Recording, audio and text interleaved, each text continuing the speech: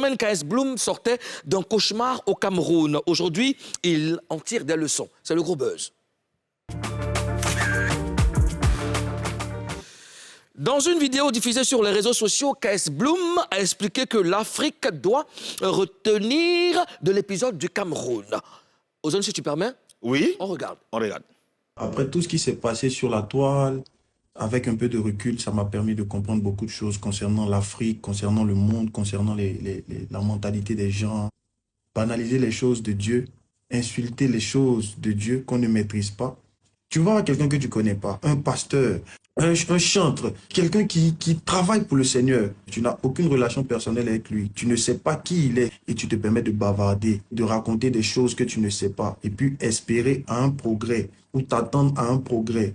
On a vu sur la toile ici des frères africains, après l'incident avec les promoteurs camerounais, venir dire oui, c'est les mêmes là, les escrocs. Oui, comme chanter pour Dieu, ça marche. Ils prennent le nom du Seigneur pour chercher de l'argent. Ah bon, ça marche.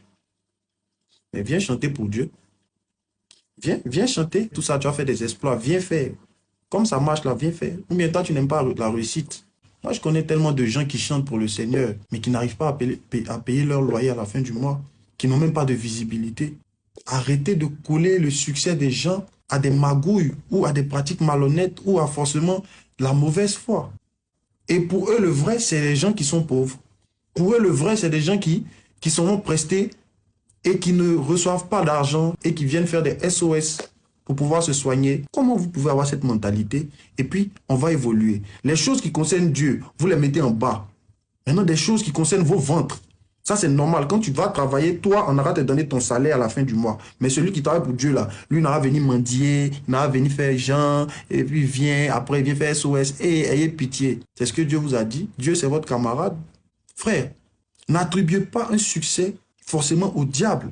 C'est pas parce que tu ne crois pas en un truc que c'est forcément mauvais. Moi, je rappais avant, pas pour le Seigneur. Avant, quand j'étais allé voir le marabout pour avoir le succès et que ça n'a pas marché, j'ai laissé tout.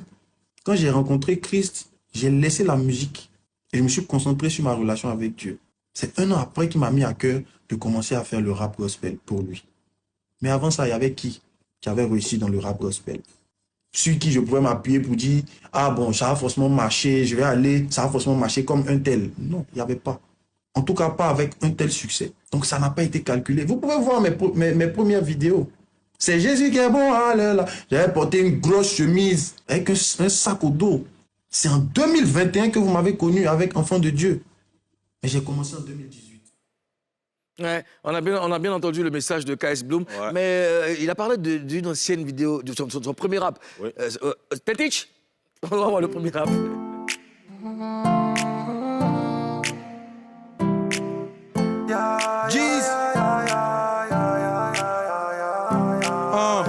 Salut poto, quoi de neuf? En tout cas moi ça va, surtout ne me parle pas de meuf.